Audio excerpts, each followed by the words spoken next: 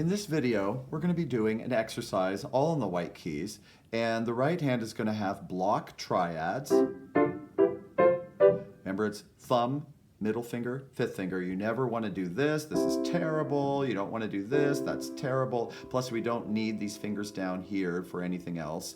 And you don't even want to do this because, again, we don't need that fifth finger ready for something else. We want to be 1, 3, 5 for all of these white key triads in what's called root position. And the left hand is going to have octaves. And when the octaves are on C, the triad is on C. And they're all going to move up in tandem with one another to the D position, the E position, the F position, and keep going till we've done 8 repetitions. And then we're going to strike this one again and come down. Every successive white key. So that, I just played the full exercise. Strike again.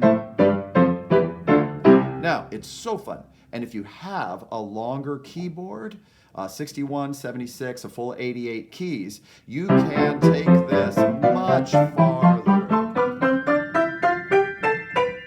And strike that one again and come down. You can even go further than this